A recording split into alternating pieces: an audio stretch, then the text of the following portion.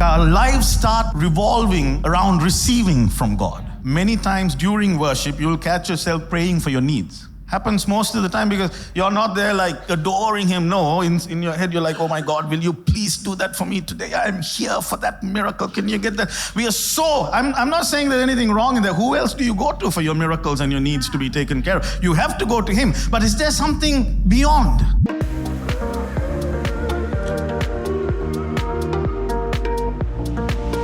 Before Ezra starts, I just want to encourage you with something, okay? So in Matthew 7, I was reading Matthew and I came across this beautiful verse. So Jesus is talking to His disciples, and naturally when He starts talking, there's like a crowd that gathers around Him. So in Matthew 7:20, he's talking about prophets and how to identify if there's someone from me. And he says this interesting statement. He says, you will know them by their fruits. Can you say fruits with me? Fruits. Such an important thing, in our walk with God, fruits. Then in another place, John, I'm not a walker, okay? I don't like walking up and down, so I'm going to stand here. I look around. John 13:35, he says, they say you are mine by the love that you show to each other. Now, what are the fruits? Do you remember the fruits? Yes? Love, joy, peace, patience, kindness, self-control, long-suffering. Yeah? So they will know you by your fruits. So now, okay, Ezra and I got married, 10 years ago. Almost the next month, okay, the first question they asked, so when are you going to have your baby? Yes, you got it. Now see, when I was asked this question the first time, it offended me. It sounded very invasive. Like, what the heck, man? This is something between me and him. We should be deciding this, not you. But as you mature, as you grow older, you recognize the wisdom in certain questions that's being asked to you. You see, intimacy brings forth fruit. Can you say it with me? Intimacy brings forth fruit. So Jesus looks at His disciples and says, when you pray, go into your room and close the door. Nobody needs to know your intimacy with your Father. That is your moment with Him, where you are vulnerable, absolutely vulnerable with Him, and He is absolutely vulnerable with you.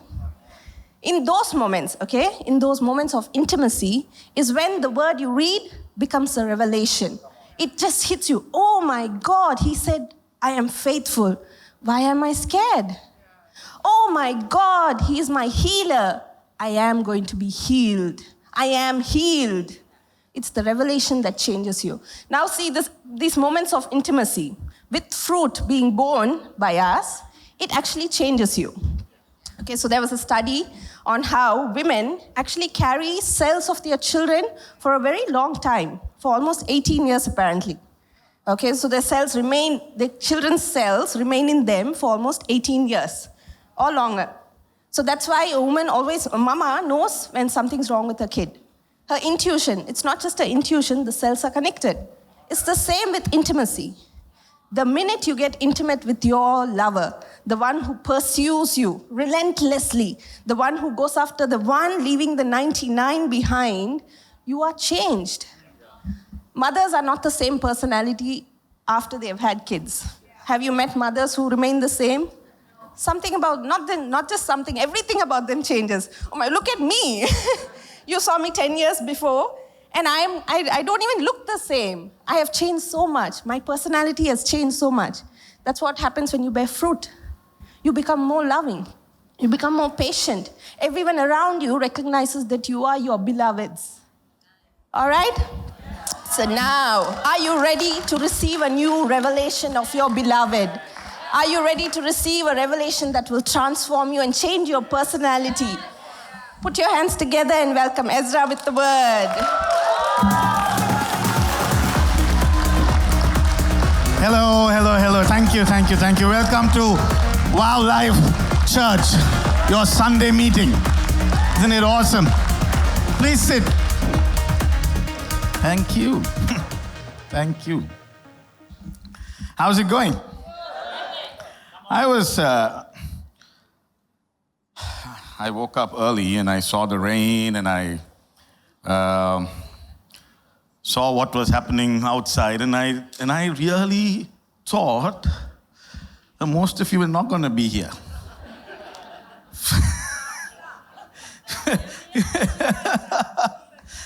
I know, like, ye of little faith. That's me. But you all made it. It was raining, the traffic was bad, the roads were clogged. Come on, you can give yourself a better one. You guys are awesome.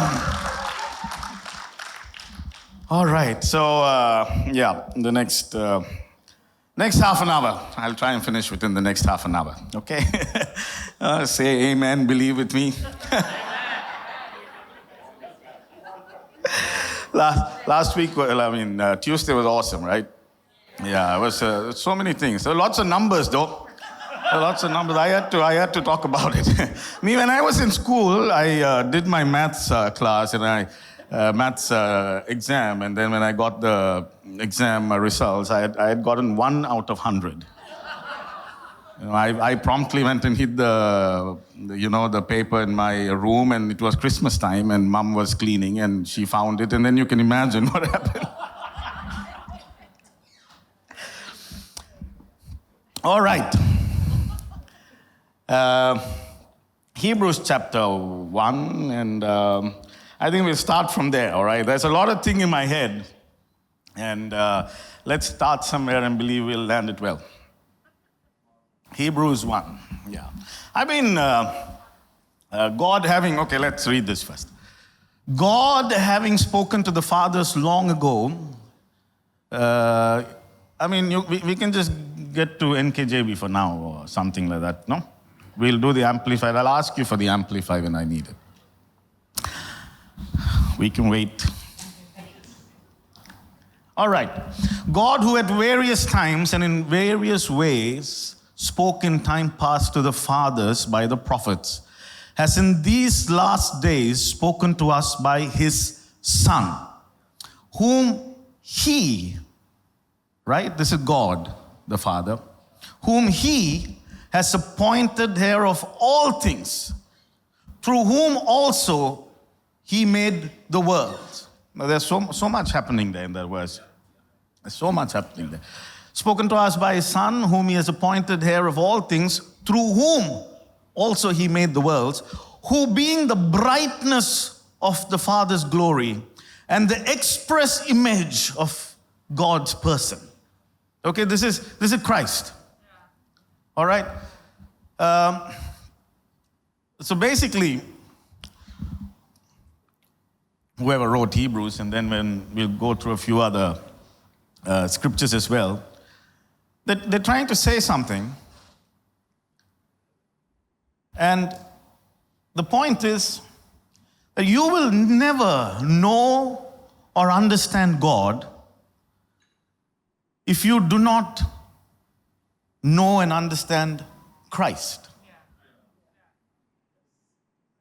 This is very important to get. Because how will you ever know if God has a mandate for your life if you don't even know God? And the only way you can know him is if you get to know Christ. Like Jesus in 1 John 5, the very last verse of the book of the 1 John, he says the same thing. The Son has given us the understanding.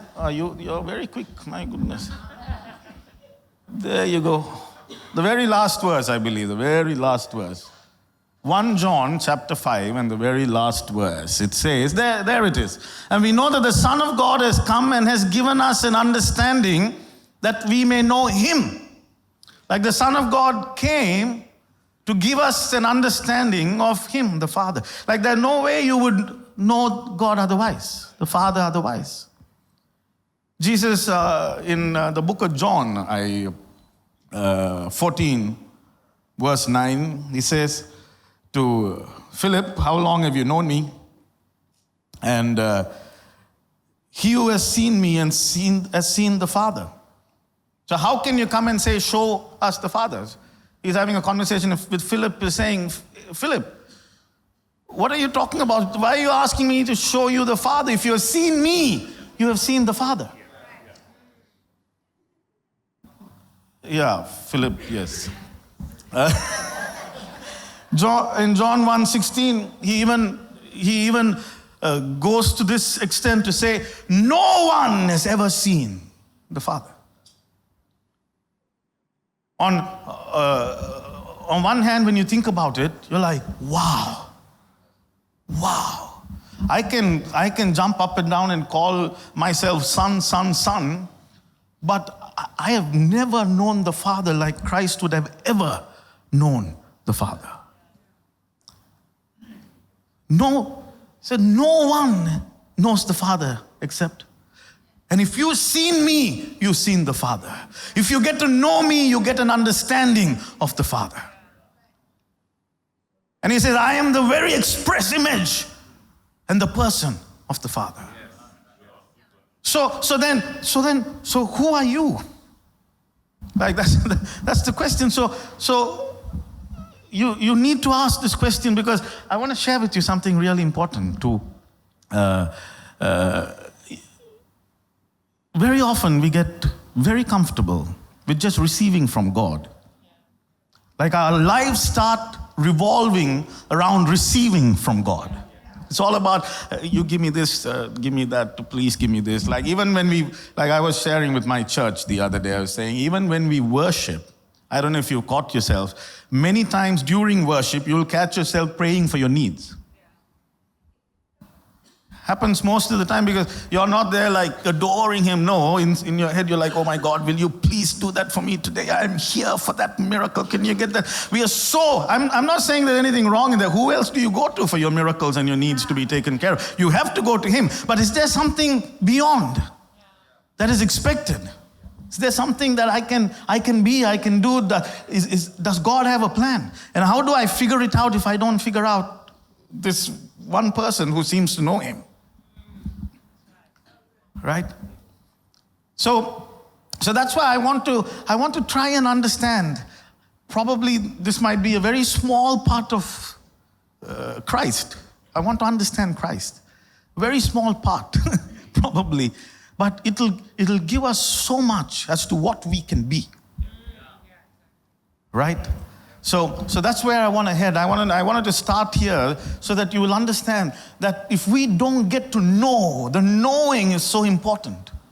So I love what Karen said a little while ago. The knowing, like for me, I've built my life on it. The knowing. Oh, if I can know you a little more, if I can experience what your glory is about, if I can have a little more, if I can know a little more.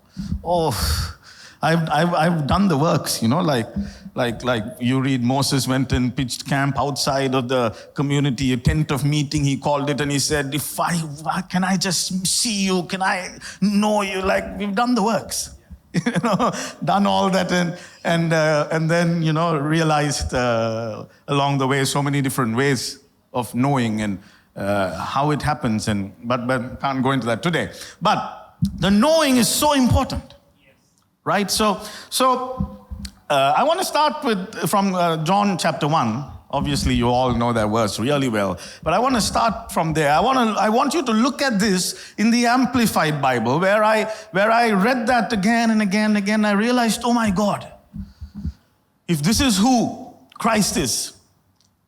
Okay, so let's go to John chapter 1. Now look at this. In the beginning, come on, you need to say that with me. Before all time.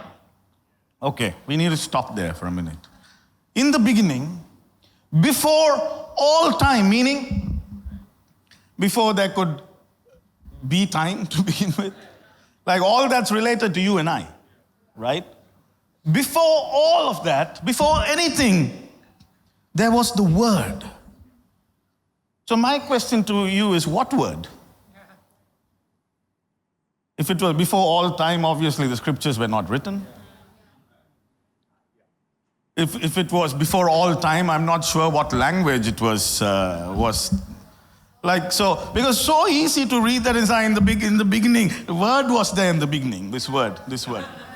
That word was not there in the beginning. The scriptures were not, it says, but in the beginning was the word. The word was with God. The word was God. What word? Because then you need to start reading, and there's this place. I love that version. The verse says, the cross is the power of salvation. Right? That verse, when it directly translated in Aramaic, it says, the energy of Elohim. It says the energy of Elohim, the power of salvation. So when we come back here to this verse here, in the beginning was the word. And you're wondering, what word? Obviously not this. Yes, of course, the literal translation of logos, and logos can mean a lot. And there is a whole different approach to it, from the formlessness to things like all that, yes. But for us to understand something, in the beginning was, let's say this energy of Elohim. Let's just call it that for now. Right? Just to understand something. In the beginning was this energy, or I don't know what to call it. It's so vast, you really don't know what to call it when you start thinking about it. And this energy seems such a small word to use. And this was with God. And this was God. Now look at what the next verse says. This will blow you away. All things. So if there was anything that was created, all things were made, came into existence through him. Now the word suddenly has become him. All right, in the beginning was now that has become him. Okay, now listen. Okay, we don't have to go there now. All things were made and came into existence through him, and without him, not one thing was made that has come into being. Okay, so he was there from the beginning. Anything that came into being, meaning anything that can have life. If there's anything that can have life, it was through him. Everything came into being through him. But that's not the best part. The next verse. In him was life. Wow. So so this person, this energy, the word in the beginning, in him, there was only one thing it says, in him. In him was life. And then the next verse. And the power, no, the next line. And the power to bestow life is why I wanted you to see it in the Amplified. It says in him, there was nothing else there.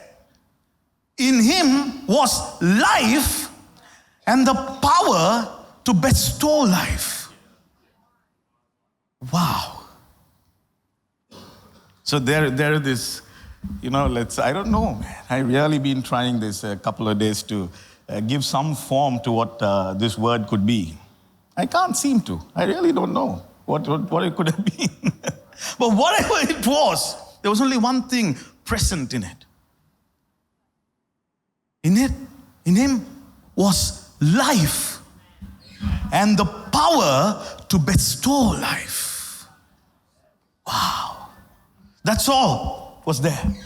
And this life, and it continues to say, and this life, the life that he can bestow and the life that he has, this life will be the light of men.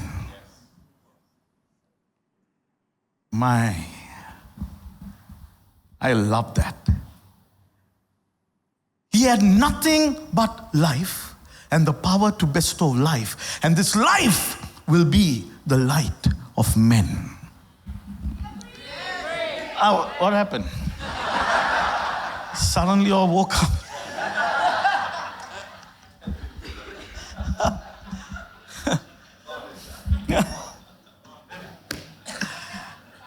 You guys understand what I'm trying to say? And then you keep going down. Now, this is what I want you to understand. You keep going down to, I guess, verse John 1, verse 14. It says, it's written, and this word, the one with life and the power to bestow life, the life that is going to become light, this became flesh. Wow. I don't know. I'm still trying to wrap my head around what I'm trying to say, if you understand. This became flesh and lived among men. Whew. So now it's become flesh. Now it's been given a name, Jesus. But what is inside is only life. The Christ inside is only life and the power to bestow life. And that life is shining so bright that is drawing everybody to Him. It's amazing. Now see, we're so used to thinking of Jesus like, yes, that a baby born in a manger, virgin birth, and the kings came and saw, and then He grew and became a boy. Think about this whatever you want to call it, the word, that which had only life and the power to bestow life was in Him, was in a human body.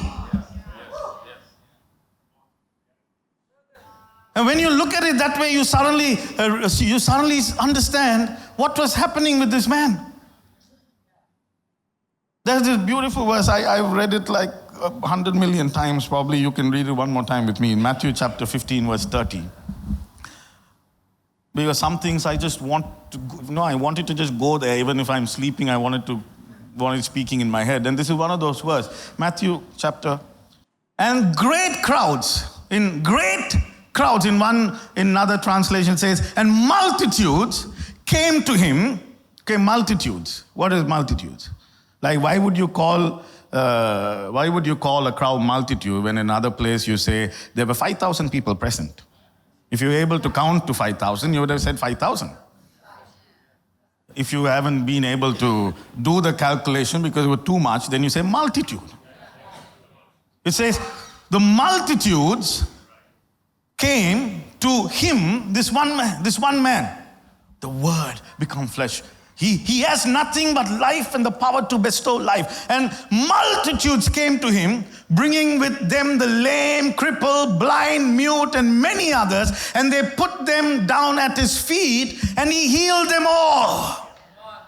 Come on now. Now when I read that verse, I cannot for a minute imagine Him laying hands on everybody and getting them up and run and walk and do all. No. Can't. I am thinking probably of this entire building full of blind and crippled and mute and whatever is written there of them. And I'm just thinking they come and lay them at His feet. And life just flows. Life just flows. This man, the Word become flesh. He couldn't help but give life. They give him 2 loaves of bread, and suddenly he's feeding 5,000 or more people with it. It's full of life. He can't help it. They want to touch the hem of His garment. They're climbing a tree to see if they somehow get His attention and take Him home. Everybody wanted Him, not the elite, from people on the street to tax collectors to everybody want Him. Why do you think? Why would somebody just need another man who's a carpenter? Or like they say that you think the Jews didn't know about the supernatural then? Come on. They knew more about it than anybody. So you think the crowds gathered because of the supernatural? obviously something about this man. What is it? He had life and the power to bestow life. And it was just attracting everything. So much so that they couldn't even kill him. He had to give up his ghost. There's so much life. Are you with me? Are you okay? Are you okay? You think about it for a minute.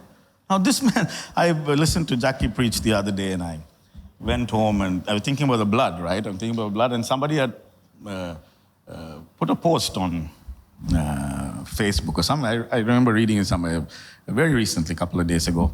I'm thinking of the blood, and I'm thinking of the blood, and suddenly I come across this post that says, and they whipped Jesus, and the whip, every strand of the whip had an iron ball and a bone with two sharp ends, and every time they would whip, it would tear the flesh in.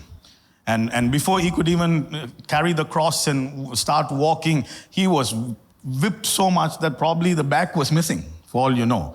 And it's written there was a crown of thorns right 2 inches deep is what I read. It had gone in 2 inches deep, and 8 inches nails it was planned in such a way that it would tear the flesh and the ligaments, and the body would bend, and then you would suffocate for air, and then you would die.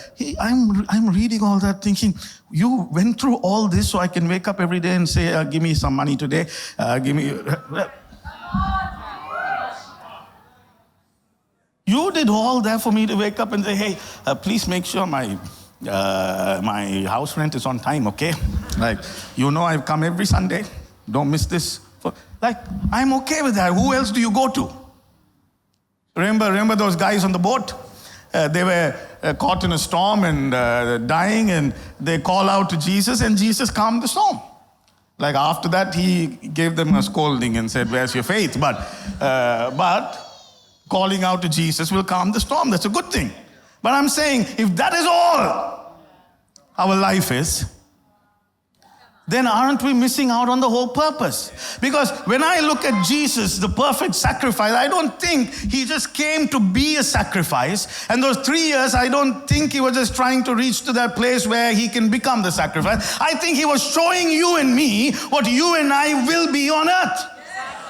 What you and I should be on earth. And if we are not that, then when we miss the point, we're missing the point. We're missing the mark. That is missing the mark. Are you missing the mark anywhere? There's only one place I would say I'm missing the mark. It's not understanding that I can see Christ, because it's so beautifully written. Everything has been put under your feet. And if you don't see it under your feet, then you see Jesus. That's the worst. What does it even mean? You see Jesus because you know how he walked. You know how everything was under his feet. You know how he came and operated, did everything. But I understand why it was not just, it's so easy to say he walked with authority. Yes. But where did it all come from? There was something that I cannot describe that came into this man, and we now know it as Christ. And there was only life and the power to bestow life. And this life was becoming the light for men. And that's the gospel that Paul beautifully paints in Ephesians chapter 2, if you read. We should read. Let's go to Ephesians chapter 2. Look at that. Look at what it says, because I want you to get this point. I forgot what time church gets over, no? I really forgot what time church gets over.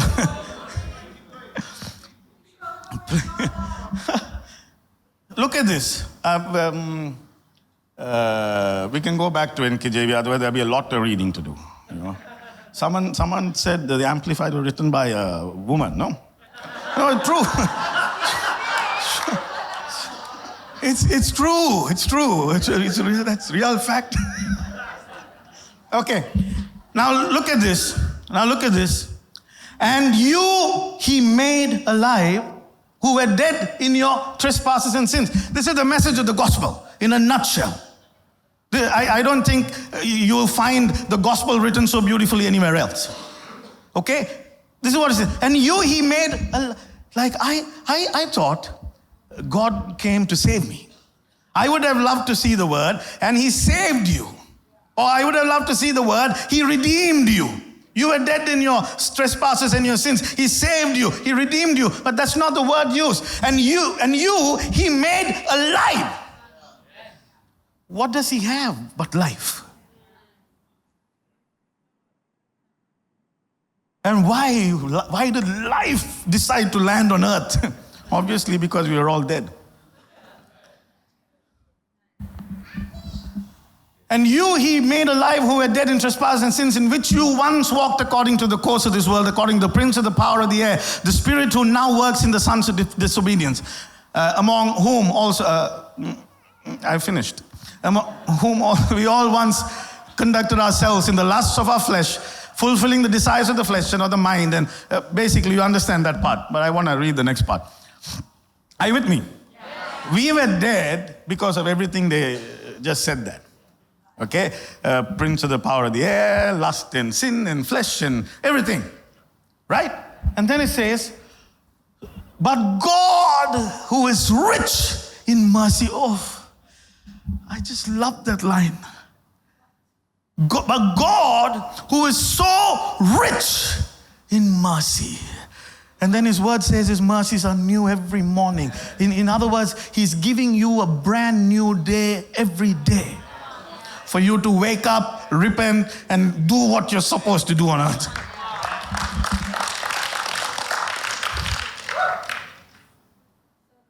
Like, yes, you can, it's cold and nice hot plate of biryani would be amazing, I guess. Do all that, go to sleep. You have new mercies tomorrow. Wake up, figure out your God-given mandate and go at it. Otherwise, the blood and the cross and the sacrifice and everything slowly starts losing its essence. And it just becomes all about my need and a God who supplies my need. But God who is rich in mercy. I don't know about you guys. That line gets to me. It's like But God who is rich in mercy, because of his great love with which he loved us, even when we were dead, made us alive together with Christ. Hello? No. Oh. Listen, now we figured out Christ. His life and the power to bestow life and the light of men. Now, what has been done? He has made me alive together with Christ, who is life and the power to bestow life and the light. Now I'm like this. Now see, when I was growing up, this is how the gospel was given, right? Christ came, he saved you and forgave your sins, and now he's gone back. And now somehow you have to reach heaven, so now you're going to be here and reach out to him and pray and fast. And then suddenly you're going to sin and miss the mark. And then you have the devil to fight and things like that. And then you slowly lose focus. Then you're doing that. And then you go back and then you try to reach. And somehow one day make it to heaven. But then you understand the gospel so clearly here. It says, it's nothing else. I really hope he would have just said, he came and saved you, redeemed you. I would have just let it go. But I can't read this and let it go. It says, he made you. He is so rich in mercy that he decided to make you alive together with Christ and raised us up together. He didn't just leave you here to somehow reach out to him every day. Raised us up together and has made us sit. Do you get it? Do you get what I'm saying? He's raised you up now, and you are in Christ, with Christ, seated at the right hand of the Father in the heavenly right now. That's your position. That's the position that's been given to you. But what has happened in the process is now you are in. There's something that's happened now. Now there is a man who came to show you what it can be like to have Christ in a human. And then he's decided to give that to everybody.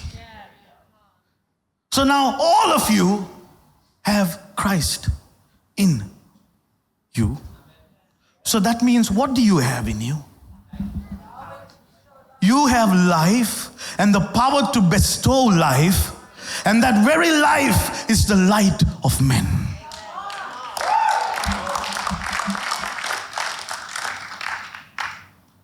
And that light needs to shine in this darkness. There's something very beautiful that Jackie shared the other day, right? In what is that? 1 Corinthians, right? I know this verse.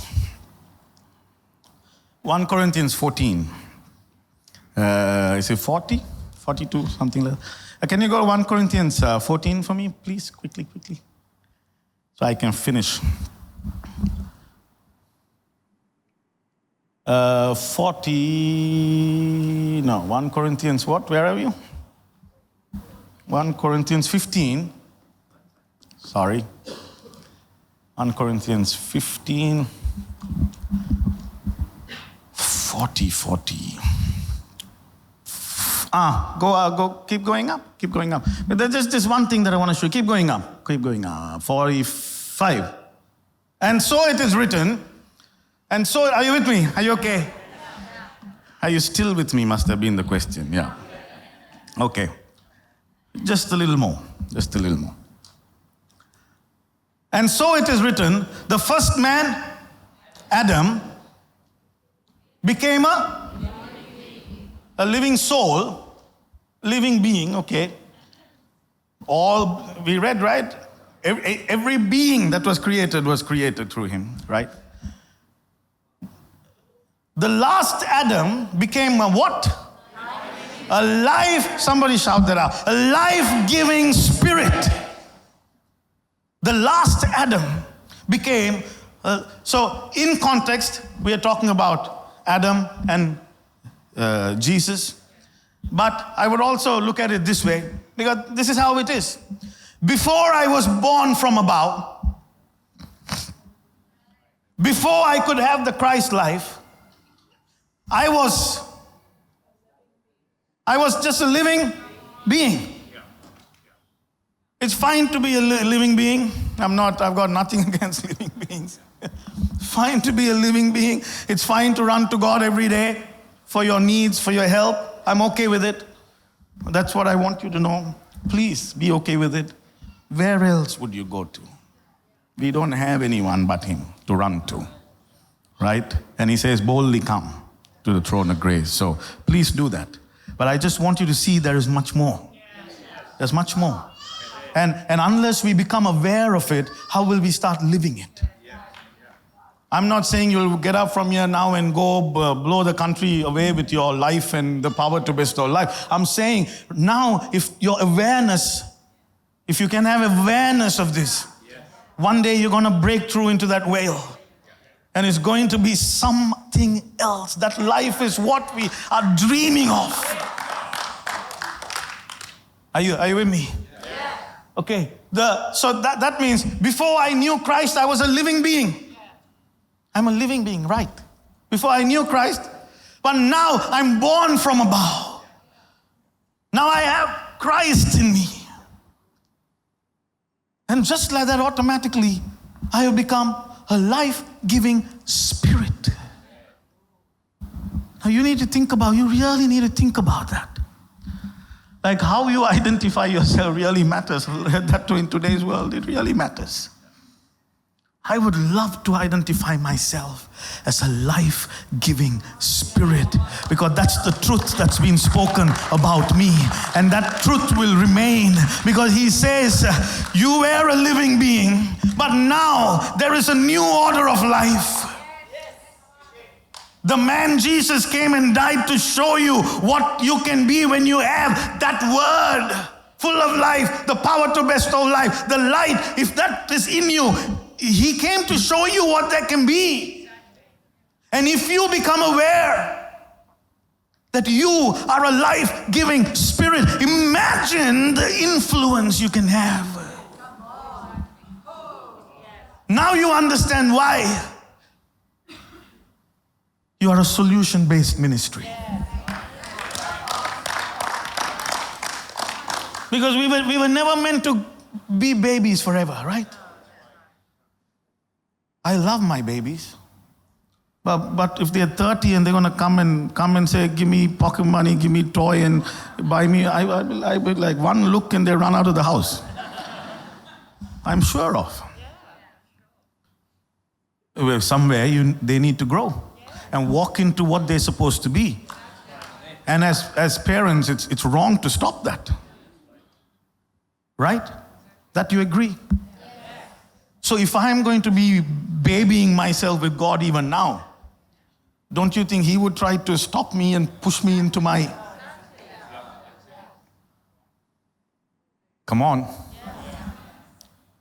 If I don't get it into myself that I've been called to be a solution to this nation, to this church, to my sphere of influence.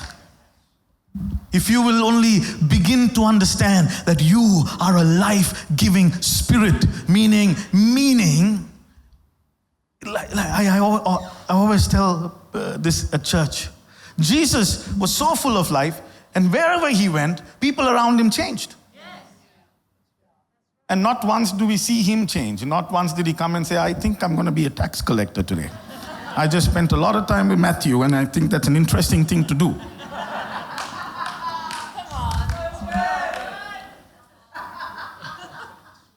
You know, do you understand what I mean? Because all He had was life and the power to bestow life, and he was the light of men. And wherever He went, He would draw people towards that light, and they would just take off His life and become alive. And that's what happened to us. That's what's happened to us. We become alive, and we become life-giving spirits. And each one of you have a sphere of influence that you can go out there and influence with this Christ life in you.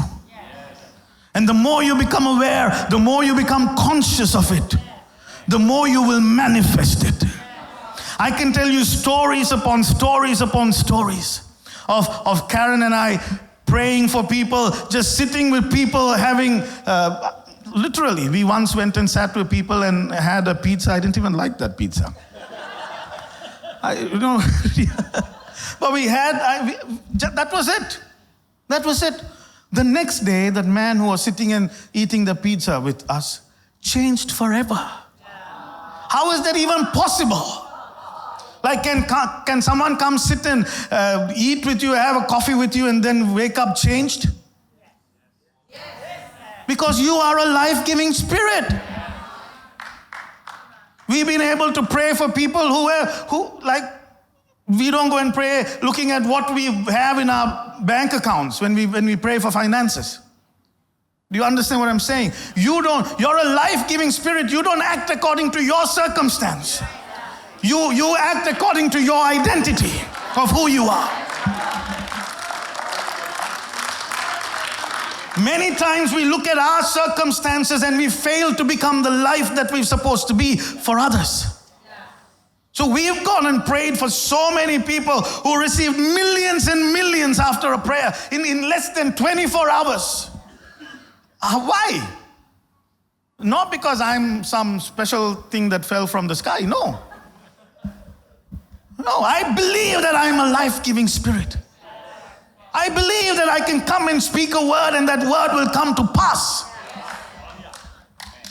I believe that I am crazy enough to change this world. I believe it.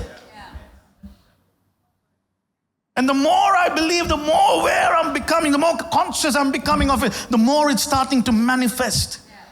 More than last year, this year, we've had miracles. More than years before, these years, our miracles have been increasing. Why? Because the more conscious you are, the more aware you are, the more it will manifest. Jesus says in John chapter 14 verse 2, oh my God, you run out of time. John chapter 12 verse What is that? 14, John chapter 14, verse 12. How many of you know Jesus says, you will do what I do, and you will do greater works. Greater works, right? Oh my God, these guys are on another level, no? There. Most assuredly, I said to you, he believes in me, the works that I do will do, and greater works. And greater works. When I saw that word, I knew I had seen it somewhere else, right? I knew I had seen it somewhere else. So I was reading, and there is this other place in John where Jesus says this before. We are in 14. So way before, Jesus spoke about the greater work. In John chapter 4 and verse 20, if we can quickly read that. John chapter 4 and verse 20.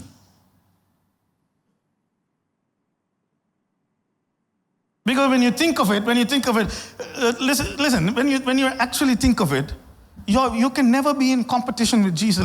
Like I'm going to do greater works than you. Like, what are we going to do? I mean, let's start there. Right. But then when I read this, I thought, wow. It says, what did I say? 20, verse 20. Verse 20. Jesus said to her, no. Where are we? John chapter 5, is it? Sorry, 5. My God. The last time I said 14 instead of 15, now it's 4 instead of 5. These numbers, I tell you. For the Father loves the Son and shows him all things that he himself does. Now this is the Father. And he will show him greater works than these. Oh, you will do greater work than these.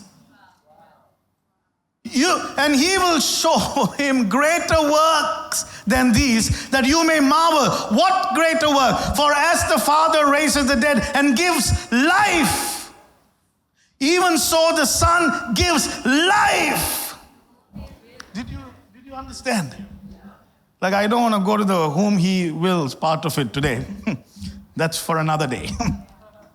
Because, we need to understand those things. But what I want you to know, you will do greater works. What greater works?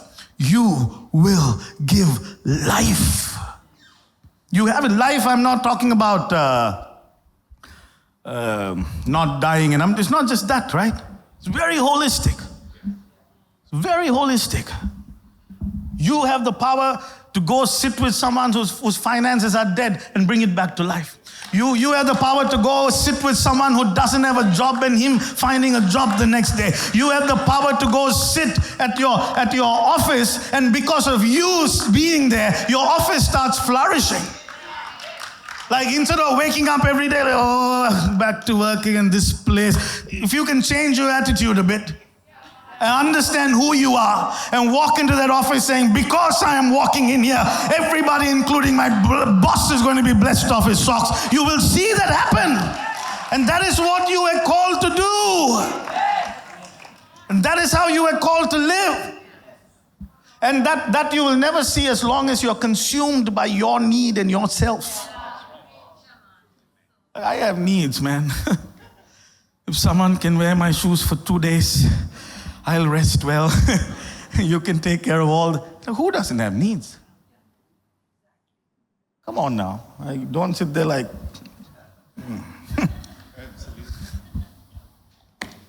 But if we can look a bit...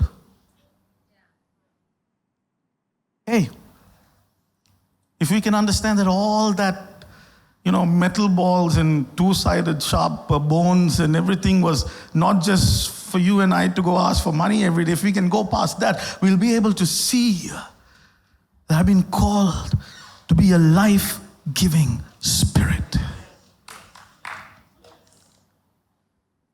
I just want you to read one verse with me and I'll finish. Go with me to John chapter 7. I'm done. John chapter 7. On the last day, the great day of the feast, it was feast time, and everybody was there. On the last day, the great day of the feast, Jesus stood and cried out saying, if anyone thirsts, let him come to me and drink. Now, are you with me? Can you say this with me today? He who believes in me, he who believes in me, out of his heart will flow rivers of living water. Hello, it's just not going to happen. It says, it comes with a condition. It comes with a condition. He who believes in me. So I was sitting and thinking, what do I believe of you? That I can have this. Like you saved me from my sins. Then I realized, if I can believe that you are life, that you have the power to bestow life, and that life will be the light of men. If you will believe in me, out of you will flow rivers. Not just one tiny thing. No, it says rivers. I can only take that back to Eden. I don't want to go into it because it's a whole different thing there. Out of Eden came rivers, watering everything, giving life to everything outside of it. He says, if you will believe in me, oh somebody, if you will only believe, if you will walk out of here and from tomorrow, if you will only believe, then out of you will flow rivers of living water. Out of you will flow rivers of living water. I bless you that you will go and you will realize that out of you, you have it. You have it in you. If you will only believe, out of you will flow rivers of living waters. These living waters, your neighbor needs. Your workplace needs it. You need it. The nation needs it. Everyone's waiting for you to realize one day, to wake up and say, out of me, living waters, rivers of it can flow out of me. And you will see how everything around you starts becoming alive. He made you alive together with him, and you are positioned now to live this life. Amen.